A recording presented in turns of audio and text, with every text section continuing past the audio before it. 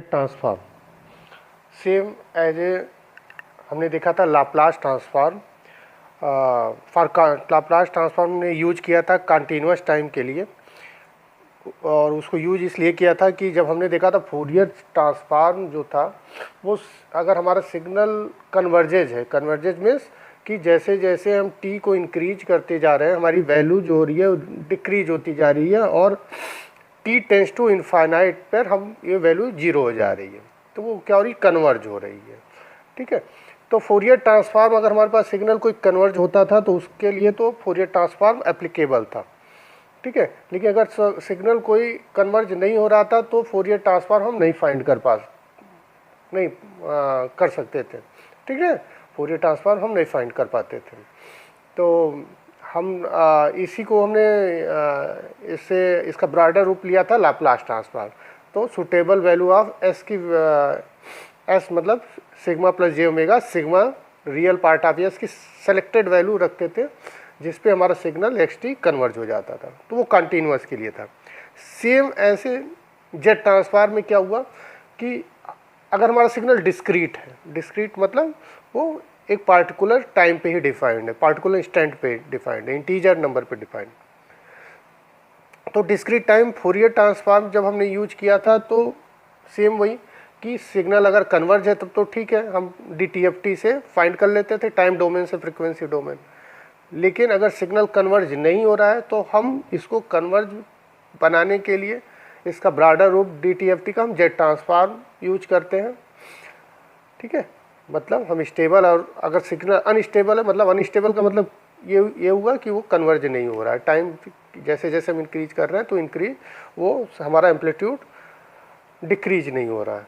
ठीक है, तो हम लोगों ने क्या किया, जेट ट्रांसफॉर्म यूज किया डिस्क्रीट सिग्नल के लिए। अगर डिस्क्रीट सिग्नल है उसका हमें सेम फ्रीक्वेंसी डोमेन एनालिसिस करना है, तो जेट की रियल पार्ट ऑफ जेट की सुटेबल वैल्यू हम रियल पार्ट ऑफ जेट की पुट करते हैं जिससे हमारी सिग्नल क्या हो रही थी, कन्वर्ज हो जा रही है। ठीक है, तो यहाँ हम लोग देखिए जेट ट्रांसफॉर्म में हम लोग क्या देख रहे हैं, जो है the jet transform is the discrete counter part of Laplace transform.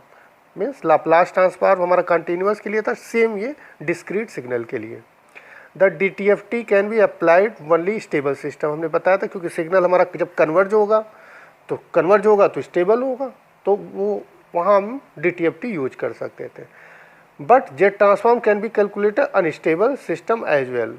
तो अगर सिग्नल हमारा अनस्टेबल है मतलब सिग्नल हमारा कन्वर्ज नहीं हो रहा है, टाइम के साथ वो इंक्रीज होता जा रहा है उसका एम्पलीट्यूड, तो हमें उसके लिए जो नया टेक्निक यूज करना पड़ा वो जेट ट्रांसफॉर्म यूज करना पड़ा। ठीक है, नेक्स्ट पॉइंट है the solution of linear difference equation become easy.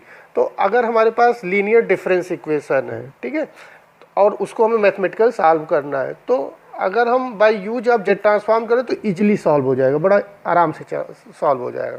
लेकिन अगर जेट ट्रांसफॉर्म नहीं यूज करते हैं तो इट टेक्स मोर टाइम। ठीक है, तो ये सब एडवांटेज है।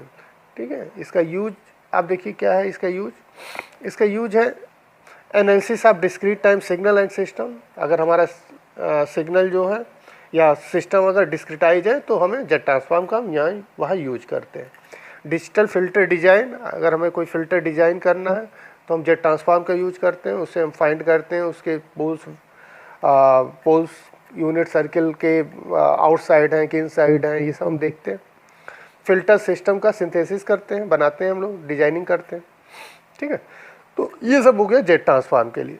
अब जेट ट्रांसफॉर्म का फार्मूला क्या हुआ, तो जेट ट्रांसफॉर्म को हम कैपिटल XZ से डिनोट कर, ठीक है, कोई सिग्नल स्मॉल xn है मतलब डिस्क्रीट सिग्नल है, और उसका जेट ट्रांसफॉर्म एक नया डोमेन आया कैपिटल XZ हुआ, तो उसको हम डिनोट करेंगे XZ equal to summation of XZ equal to summation of n equal to minus infinite to plus infinite XN into Z की पावर माइनस n। तो ये फार्मूला हो गया जेड ट्रांसफॉर्म का, ये फार्मूला हो गया। What is Z, Z is complex variable, यहाँ जेड जो है कॉम्प्लेक्स वेरिएबल है। ठीक है, कॉम्प्लेक्स इमेजिनरी फॉर्म में। ठीक है, it have real part and imaginary part. Okay, now what is types of Z transform. Z transform two type होते हैं, ठीक है। एक को हम कहेंगे बाइलैटरल जेट ट्रांसफॉर्म और सेकंड को कहेंगे यूनिलैटरल। यूनिलैटरल नाम यूनि है, one sided Z transform. Bilateral मतलब ऐसा जेट ट्रांसफॉर्म, ऐसे सिग्नल का हम जेट ट्रांसफॉर्म निकाल रहे हैं जो सिग्नल जो हमारा है जिसका हम जेट ट्रांसफॉर्म निकाल रहे हैं वो minus infinite to plus infinite range के बीच में एग्जिस्ट कर रही है। मतलब कुछ पार्ट नेगेटिव में भी है, कुछ पार्ट पॉजिटिव में भी है, ठीक है। ओरिजिन के लेफ्ट साइड भी है, राइट साइड भी है, तो वो बाइलैटरल हो गया, ठीक है। यूनिलैटरल मतलब वन साइड, मतलब वो क्या है, ओरिजिन के राइट हैंड साइड में या ओरिजिन के लेफ्ट हैंड साइड में, तो मतलब वन साइडेड, तो उसको हम कहते हैं यूनिलैटरल जेट ट्रांसफॉर्म। तो अगर हम यूनिलैटरल जेट ट्रांसफॉर्म कॉजल की बात करें, कॉजल मतलब कॉजल सिग्नल जो हमारे राइट साइड पे एग्जिस्ट कर रहे हैं, ठीक है, तो उसका जेट ट्रांसफॉर्म क्या होगा, कॉजल जो राइट साइड है मतलब जीरो टू प्लस इनफाइनाइट, तो ये जो फार्मूला होता है minus infinite to plus infinite, तो चूँकि हमारे पास सिग्नल जो है राइट साइड में है, कॉजल के लिए हम बात कर रहे हैं, तो वो क्या हो जाएगा, zero to infinite X N Z की पावर माइनस एन यूनिलैटरल के लिए, ठीक है। तो ये हमारे पास हो गया जेट ट्रांसफॉर्म के लिए। तो नेक्स्ट हम लोग अगला देखते हैं पॉइंट, रीजन ऑफ कन्वर्जेंस, ठीक है। ये हो गया हमारा region of convergence. Region of convergence, तो देखिए क्या होता है रीजन ऑफ कन्वर्जेंस। तो रीजन ऑफ कन्वर्जेंस मतलब रीजन मतलब ऐसा एरिया जहाँ पे हमारा सिग्नल कन्वर्ज होने लगे, ठीक है। हमारा जो सिग्नल है वो कौन सी वैल्यू है जेड की, वो रियल पार्ट ऑफ जेड की कौन सी वैल्यू हम लोग लें, आर की वैल्यू क्या लें, वो सर्किल क्या लें जिस पे हमारा सिग्नल कन्वर्ज हो, ठीक है। तो यही आर ओ सी क्या है, R O C the region there Z transform converges. R O C क्या चीज़ है, वो रीजन है जहाँ जेट ट्रांसफॉर्म कन्वर्जेज हो। कन्वर्जेज मतलब कि अब हमारा सिग्नल जैसे जैसे हम इंक्रीज कर रहे हैं, एन की वैल्यू इंक्रीज कर रहे हैं, हमारा एम्पलीट्यूड अब डिक्रीज कर रहा है, ठीक है, ठीक है। From R O C is the region, from definition, हमारा डिफिनीशन से it is clear that Z transform is an infinite power series, ठीक है। मतलब हमने देखा था फार्मूला दे N equal to minus infinite to plus infinite, मतलब ये पावर सीरीज है, ये एक जनरल फार्मूला एक्स एन का जेट ट्रांसफॉर्म का, N equal to minus infinite to plus infinite X N Z की पावर माइनस एन। तो हमारा एन की value minus infinite to plus infinite है, तो जेड की एक इनफाइनाइट सीरीज होती है। तो उस सीरीज में हमारा जो सिग्नल है किस पॉइंट पे कन्वर्ज है, ठीक है, किस पॉइंट पे हमारा सिग्नल कन्वर्ज है, तो वो हम आर ओ सी से फाइंड करते हैं। सिग्निफिकेंस क्या है, what is significance of R O C, R O C का क्या सिग्निफिकेंस है।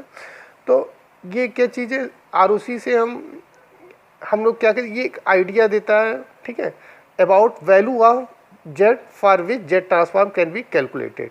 मतलब आर ओ सी से क्या हुआ कि हमारा जो सिग्नल हमने एक्स एन का जेड ट्रांसफॉर्म फाइंड किया, इसमें ऐसी जेड की क्या वैल्यू पुट किया जाए जिसपे एक्स जेड की वैल्यू इनफाइनाइट ना हो। मतलब जेड की वैल्यू, सेलेक्टेड वैल्यू, हम जेड की वैल्यू चूज करेंगे तो देखेंगे कि ऐसी कौन सी वैल्यू, जेड की ऐसी कौन सी वैल्यू हम सेलेक्ट कर सकते हैं जिस पे हमारा सिग्नल क्या हो, जेड ट्रांसफॉर्म हम फाइंड कर पाए, ठीक है।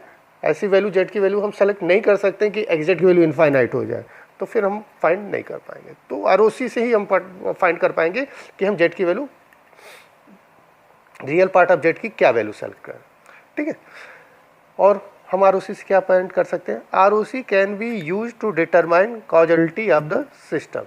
आर ओ सी से हम ये भी फाइंड कर सकते हैं कि सिस्टम हमारा कॉजल है कि नॉन कॉजल है। ये हम आगे देखते हैं, एक सर्किल हम लोग देखेंगे, सर्किल के आउटसाइड है कि सर्किल के इनसाइड है, वहाँ से हम देखेंगे कि हमारा कॉजल है कि नॉन कॉजल है। तो आगे देखें, थर्ड पॉइंट है R O C can be use to determine stability of the system. तो आर ओ सी से हम ये भी फाइंड करेंगे कि हमारा सिस्टम स्टेबल है कि नहीं है, ठीक है। हम आगे देखेंगे स्टेबल के लिए हम देखेंगे एक यूनिट सर्किल, अगर हमारा जो एरिया है अगर यूनिट सर्किल को कट करता है तो स्टेबल होगा, अदरवाइज अनस्टेबल होगा, ठीक है। तो ये सब आर ओ सी के सिग्निफिकेंस है, ठीक है। अब हम एक न्यूमेरिकल देखते हैं, वहाँ से कुछ फाइंड करते हैं। क्वेश्चन है जैसे determine jet transform of the following sequence. एक सीक्वेंस दिया गया है, ठीक है, एक सीक्वेंस दिया गया, डिस्क्रीट दिया गया, मतलब ओरिजिन पे 1 वैल्यू है, 1 एम्पलीट्यूड है, n इक्वल टू 1 पे 2 एम्पलीट्यूड है, 3 4 इस तरह है। अच्छा, यहाँ पे हम एरो नहीं लगाए हैं। अगर हम एरो नहीं लगाए हैं, यहाँ पे कहीं एरो नहीं लगाए, तो इसका मतलब है कि एरो फर्स्ट पॉइंट पे होगा, ये वाला पॉइंट ही ओरिजिन होगा। तो एरो हम फाइंड भी कर सकते हैं, इस तरह एरो लगा सकते हैं। अदरवाइज अगर नहीं लगा है तो हम लोग जो मोस्ट लेफ्ट पॉइंट होगा उसको ओरिजिन पे मानते हैं। तो इससे फाइंड हो गया कि ये वाला जो पॉइंट है ये ओरिजिन का होगा। x1 ये हमारा x1 यानी n की जगह 0 पुट किया, तो हमारा x1 0 ओरिजिन पे हमारा पॉइंट 1 है, नेक्स्ट पॉइंट पे हमारा 2 है, नेक्स्ट पॉइंट पे 3 है एंड सो ऑन। ठीक है, तो ये 0 पे हुआ 1 2 3 4 5 6। ठीक है, ये फाइनाइट ड्यूरेशन का सीक्वेंस। अब हमें ये टाइम डोमेन है, डिस्क्रीट है, और हमें फाइंड करना है जेट ट्रांसफॉर्म। ठीक है, फाइनाइट ड्यूरेशन है, तो अब हम जेट ट्रांसफॉर्म का फार्मूला फाइंड करते हैं। तो फार्मूला जेट ट्रांसफॉर्म का हमने पहले देखा था। जेट ट्रांसफॉर्म जो होता है summation of n equal to minus infinite to plus infinite x N Z की पावर माइनस n।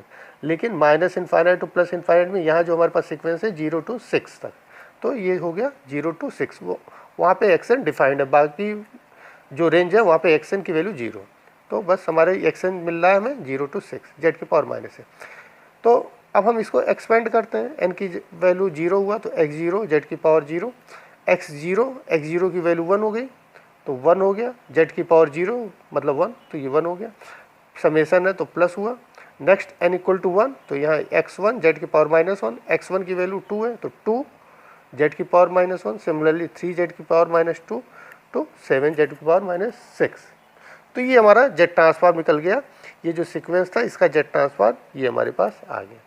ठीक है, तो इससे हमने देखा ये जो जेट ट्रांसफॉर्म निकल के आया ये 1 2 जेड की पावर माइनस 1 का मतलब 1/z, और इस तरह से हमने फाइंड कर लिया। ठीक है, तो अब इससे हमने क्या रिजल्ट देखा? इससे रिजल्ट देखा कि जो हमारा x1z आया है वो हमने कैलकुलेट किया है। किसका कैलकुलेशन किया है? जो सीक्वेंस xn था इसका हमने कैलकुलेशन किया, जिससे हमें x1z फाइंड हुआ है। ठीक है, ये कैलकुलेट किया। और सेकंड पॉइंट हमने क्या देखा? x1z equal to infinite. हमारा x1z इनफाइनाइट हो रहा है किस पॉइंट पे? For z equal to 0। ठीक है, अगर हम z की वैल्यू 0 रख दे रहे हैं तो क्या चीज़ हो रही है? यहाँ देखिए, अगर हम z की वैल्यू 0 पुट कर दें तो क्या होगा? 2/0 मतलब इनफाइनाइट, और इनफाइनाइट में कोई समेशन ऐड कर इनफाइनाइट, तो हमारा जेट ट्रांसफॉर्म उस पॉइंट पे डिफाइंड नहीं होगा। ठीक है, तो हम जेट की वैल्यू 0 नहीं रख सकते हैं। ठीक है, हम सारी वैल्यू सेलेक्ट करें लेकिन जेट की वैल्यू 0 ना सेलेक्ट करें, क्योंकि अगर हम जेट की वैल्यू 0 सेलेक्ट कर लेंगे तो x1 जेट की वैल्यू इनफाइनाइट होगी। तो ये करा है x1 जेट की वैल्यू इनफाइनाइट हो जा रही है जेड इक्वल टू 0। इसका मतलब है कि x1 जेट कन्वर्ज होगा फॉर ऑल वैल्यूज। जेड की एवरी वैल्यू के लिए हमारा कन्वर्ज होगा, but Z equal to 0, Z equal to 0 को छोड़कर एक्सेप्ट। और हमने क्या देखा? ROC जो है एंटायर जेट प्लेन। तो इससे हमें पता चल गया था ऊपर वाले लाइन से कि सारे पॉइंट पे हमारे कन्वर्ज है एक्सेप्ट जेड इक्वल टू 0। तो हमारा ROC क्या है? ये जो सीक्वेंस है, ये सीक्वेंस है, इसका अगर हम जेट ट्रांसफॉर्म लिए तो ये आया। और ये जो जेट ट्रांसफॉर्म है ये एप्लीकेबल है एवरी वैल्यू ऑफ जेड। हम जेड की सारी वैल्यू रखें लेकिन जेड की वैल्यू 0 नहीं रख सकते। ठीक, तो ये क्वेश्चन हो गया था हमारा। ठीक है, नेक्स्ट सिमिलरली एक क्वेश्चन और देखते हैं। देखिए, नेक्स्ट क्वेश्चन हमारे पास है x2n, एक दूसरा सीक्वेंस ले लिया, टाइम ड्यूरेशन एक सेकंड सीक्वेंस ले लिए। तो ये जो सीक्वेंस है यहाँ पे एरो देखिए ये 4 पे लगा है, इसका मतलब ओरिजिन जो है वो 4 पे है। तो ये 0 हो गया, ये x1 है, ये x2 है और ये x3 है। अच्छा, ये 0 है तो इससे लेफ्ट साइड हम आए। ठीक है, ये x0 है। ठीक है, तो ये क्या चीज़ हुआ? x ऑफ -1 हुआ। ठीक है, 0 से हम लोग लेफ्ट साइड चल रहे हैं तो ये x-1 हुआ, x-2 की वैल्यू हो गई, x-3 की वैल्यू हो गई, ये x0 की वैल्यू हुई, x1 की वैल्यू हुई, x2 हुई, x3। तो ये हमारे पास पॉइंट आ गया। अब इसका जेट ट्रांसफॉर्म का फार्मूला, तो यहाँ पे जो हम रेंज रखेंगे माइनस इनफाइनाइट से प्लस इनफाइनाइट में, रेंज जो लेंगे वो क्या लेंगे, 0, -1, -2, -3। तो n की वैल्यू -3 से 1 to 3, -3 to 3, इसमें हमारे सारे पॉइंट आ गए। तो फार्मूला हो गया -3 to +3 x2n z⁻n। अब वैल्यू पुट करते हैं n = -3 x2 -3, x2 माइनस जो हमारा सीक्वेंस है x2 -3 पे क्या है, 0 1 2 3, x2 -3 पे 1, तो 1, ठीक है। और n = -3, यहाँ n = -3 रखा तो माइनस माइनस प्लस, तो ये हो गया z⁻3, ठीक है। फिर नेक्स्ट सीक्वेंस -2 रखेंगे, x2 -2, x2 -2 क्या है, 0 1 -2, ये 2 और यहाँ भी -2 रखेंगे तो minus minus plus 2z²। Similarly इस तरह से हम वैल्यू पुट करेंगे। तो हमारे पास ये जो सीक्वेंस था, हमारे पास जो सीक्वेंस था इसका जेड ट्रांसफॉर्म ये हमारे पास आ गया।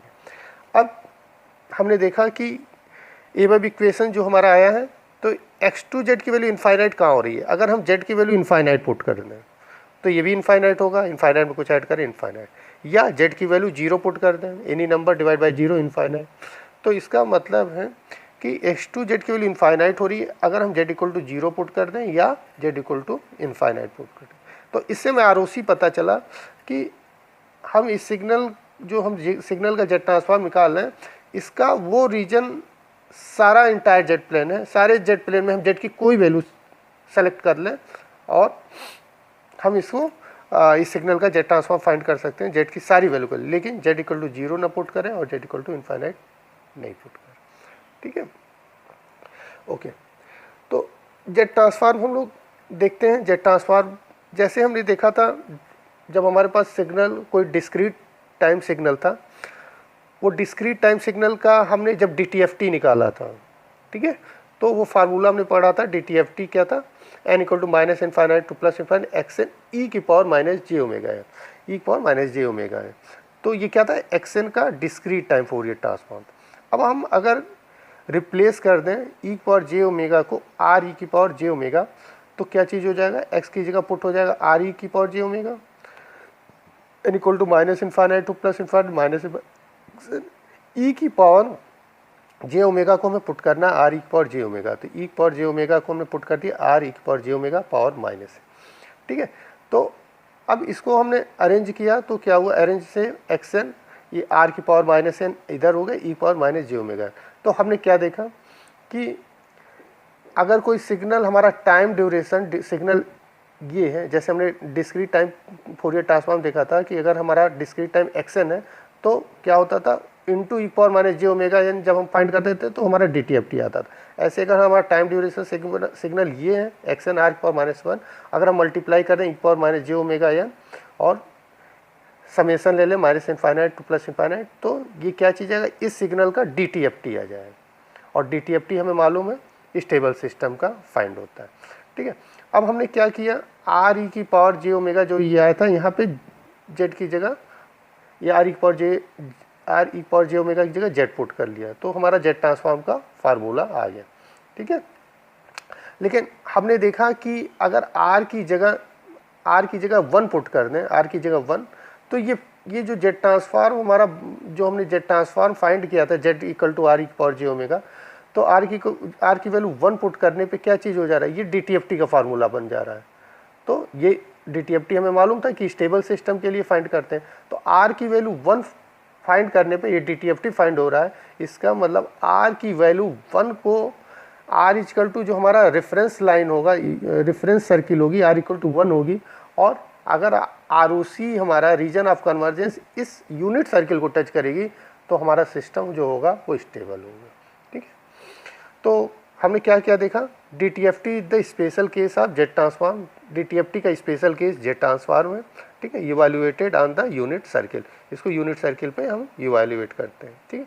Z transform is the discrete time Fourier transform if, अगर हम जेड ट्रांसफॉर्म हमारा डिस्क्रीट टाइम फोरियर ट्रांसफॉर्म हो जाता है, जेड ट्रांसफॉर्म हमारा डिस्क्रीट टाइम फोरियर ट्रांसफॉर्म होता है अगर हम जो टाइम ड्यूरेशन सिग्नल है उसको हम ले लें xn r⁻⁻, ठीक है। तो ये हो गया, ठीक है। तो एक क्वेश्चन देखते हैं, वेरी इंपॉर्टेंट क्वेश्चन। अगर जेड ट्रांसफॉर्म में फाइंड करना है, xn फाइंड करना है a⁻n यू एन। अगर हमारे पास कोई सिग्नल एक्स एन जो है ए एन ए की पावर एन यू एन, इसका हमें जेड ट्रांसफॉर्म फाइंड करना है। तो क्या होगा, फार्मूला पहले हम जेड ट्रांसफॉर्म लगाएंगे। तो जेड ट्रांसफॉर्म फार्मूला होता है N equal to minus infinite to plus infinite, लेकिन यहाँ पे यू एन है और यू एन हमें मालूम है 0 टू इन्फाइनाइट, इसकी वैल्यू 1।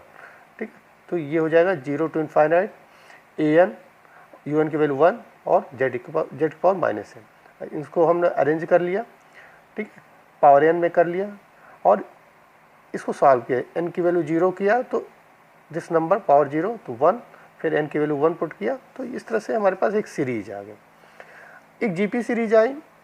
तो इसको कैसे सॉल्व किया जाएगा, ये infinite N 0 to infinite infinite GP series आई। तो ये होता है first term upon 1 minus ratio, ठीक है, ज्योमेट्रिक रेशियो। तो क्या चीज़ आ गया, 1 अपान 1 माइनस आर। आर क्या होगा, जो सेकेंड टर्म है इसको डिवाइड किया गया फर्स्ट टर्म से, तो ये है। लेकिन ये फार्मूला तभी एप्लीकेबल है जब हमारी आर की वैल्यू जो हो वो 1 से कम होती है। इसका मतलब ये वाली जो वैल्यू आर है इसकी वैल्यू 1 से कम होनी चाहिए, तब जाके ये फार्मूला एप्लीकेबल है। तो इसको हम लोग सिंप्लीफाई किए, जेड इनवर्स जेड की पावर माइनस 1 को हम लोग डिनोमिनेटर में लाए तो जेड की पावर प्लस 1 हुआ, और फिर इसको सेकंड साइड भेजा तो जेड की वैल्यू ग्रेटर देन हो गई ए। इसका मतलब ये जो क्वेश्चन है ए एन यू एन, इसका जेड ट्रांसफॉर्म जो आया वो आया 1 अपान 1 माइनस ए जेड इनवर्स। ये ए एन यू एन का जेड ट्रांसफॉर्म है, इसको रिमेंबर कर लीजिए। और आर ओ सी हमें पता चल गई कि एंटायर जेड प्लेन जो है हमारा सारा जेड प्लेन है, लेकिन वो जेड प्लेन कौन सा होना चाहिए, ए से अधिक होना चाहिए। ए क्या है, कोई नंबर है, 2 3 4 कोई नंबर है। तो जो भी यहाँ पे जो भी वैल्यू है तो जेड की वैल्यू क्या होगी, पहले हम लोग जो बनाएंगे ए रेडियस की एक सर्किल बनाएंगे, और आर ओ सी क्या लेंगे, ए से ग्रेटर लेंगे, ए के अंदर नहीं ले सकते हैं क्योंकि ए के अंदर पे हमारा एग्जैक्ट इनफाइनाइट हो जाएगा। ठीक है, हम जेड ट्रांसफॉर्म नहीं फाइंड कर पाएंगे, जेड ट्रांसफॉर्म हम सिर्फ फाइंड कर पाएंगे ग्रेटर देन ए, क्योंकि हमने फाइंड किया आर ओ सी से। ठीक है, तो ये हो गया ए एन यू एन का जेड ट्रांसफॉर्म। नेक्स्ट हम लोग देखते हैं, सिमिलरली अगर हम लोग देखते हैं एक नेक्स्ट क्वेश्चन देखते हैं। तो ये लेफ्ट हैंड, ये find Z transform of left hand sided sequence. Left hand sided का मतलब जो हमारा सिग्नल लेफ्ट जाए, तो u of minus N minus 1। तो यू एन अगर हम सिग्नल लें और उसके बाद उसकी शिफ्टिंग कर दें और उसका रिवर्सल कर दें, तो हमें दिखेगा सिग्नल माइनस इनफाइनाइट से लेके, वो सिग्नल जो होगा वो माइनस इनफाइनाइट से लेके वो -1 तक ही आएगा, यहाँ तक वो सिग्नल मिलेगा। अगर हम यू एन लें और उसकी शिफ्टिंग वन अमाउंट शिफ्टिंग और उसके बाद रिवर्सल कर ले, तो इस तरह आएगा। तो इसका मतलब ये जो सीक्वेंस हमें मिलेगा वो माइनस इनफाइनाइट से -1 मिलेगा, u of minus N minus 1। तो अब हमें इस सिग्नल का जेड ट्रांसफॉर्म निकालना है। तो जेड ट्रांसफॉर्म का फार्मूला में मालूम है minus infinite to plus infinite X N Z की पावर -1। अब एक्स एन की वैल्यू जब ये पुट किया तो u of minus N minus 1 की वैल्यू हमने बताया माइनस इनफाइनाइट से -1, माइनस इनफाइनाइट से -1। ठीक, ये माइनस है, माइनस हुआ ए की पावर एन और इसकी वैल्यू 1, माइनस इनफाइनाइट से -1 इसकी वैल्यू 1 और जेड की पावर माइनस। फिर हमने क्या दिया, देखा। अब इसको सॉल्व करने के लिए हमने क्या किया, एक नया वेरिएबल एन को नया वेरिएबल में चेंज कर देते हैं। हमने एन की जगह -l ले लिया। ठीक है, इसको इस इक्वेशन को सॉल्व करना है। तो क्या चीज़ हो गया, एक्स जेड हो गया, एन की जगह हमने -l ले लिया तो माइनस माइनस प्लस हो जाएगा, तो l की वैल्यू इनफाइनाइट हो गई, यहाँ 1 हो गई, यहाँ माइनस है, माइनस को हमने इस समेशन के बाहर किया है, आउटसाइड किया, तो a हो गया। n की जगह हमने -l पुट किया है, n की जगह -l पुट किया तो +l हो गया। अब इसको सॉल्व करने के लिए हमने क्या किया, ये समेशन है, इसको हमने इंटरचेंज कर लिया। ठीक है, समेशन को इंटरचेंज करने पे साइन चेंज नहीं होता है। ठीक है, लेकिन अगर यही हमारा इंटीग्रेशन है, इसकी लिमिट को चेंज करने पे एक माइनस साइन और आउटसाइड आ जाता है। ठीक है, समेशन में ऐसा नहीं होता। ठीक, तो ये हो गया, तो हमने समेशन को इंटरचेंज कर लिया। अब क्या चीज़ हो गया, ये सीरीज बन के आ गई। इस सीरीज को हमने ओपन किया, l इक्वल टू 1 पुट किया, l इक्वल टू 2 पुट किया और इस तरह से हमने पुट किया। ठीक है, इस तरह से पुट किया। इसमें ए इनवर्स जेड कॉमन लिया तो इस तरह से सीरीज आ गई, और इसमें फिर क्या हुआ, एक इनफाइनाइट सीरीज आई, तो एक first term upon 1 minus ratio, और रेशियो की वैल्यू हमेशा क्या होनी चाहिए, 1 से कम होनी चाहिए, ए इनवर्स जेड की वैल्यू 1 से कम होनी चाहिए। इसका मतलब हो गया जेड अपान ए इनवर्स का मतलब जेड अपान ए, और ए को इधर भेज दिया, तो क्या होगा, जेड की वैल्यू लेस देन होनी चाहिए ए से। तो इसका मतलब आर ओ सी क्या आएगा, आर ओ सी क्या होनी चाहिए, ए रेडियस का हम सर्किल बनाएंगे, ए रेडियस का सर्किल बनाएंगे, और जेड ट्रांसफॉर्म क्या लेंगे, ए से कम लेंगे इनसाइड।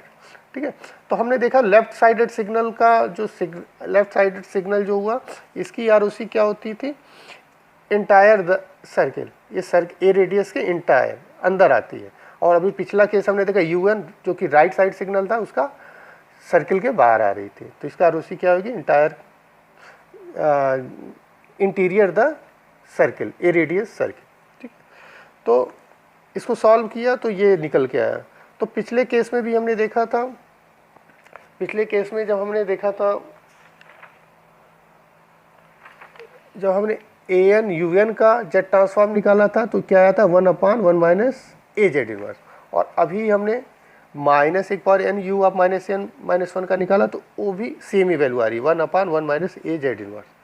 तो ऐसे केस में मान लिया हमें अगर इनवर्स जेड ट्रांसफॉर्म निकालना, मतलब ये दिया हो और हमें टाइम डोमेन निकालना हो, तो कन्फ्यूजन होगा कि ये वाला राइट साइडेड वाला होगा कि लेफ्ट साइडेड होगा। तो ये डिपेंड करेगा आर ओ सी से। अगर are O C less than ए दिया है, तो इसका मतलब हम समझ जाएंगे इंटीरियर है, तो ये लेफ्ट साइडेड वाला सिग्नल है, ये वाले का ये होगा। और अगर ग्रेटर देन ए दिया है, जैसा पिछले केस में था, are O C greater than है, तो हम समझ जाएंगे राइट हैंड साइडेड वाला सिग्नल होगा। ठीक, तो ये हो गया। तो नेक्स्ट हो गया। और अगर हम नेक्स्ट क्वेश्चन आपको ठीक है, तो आज इतना रखते हैं। ओके।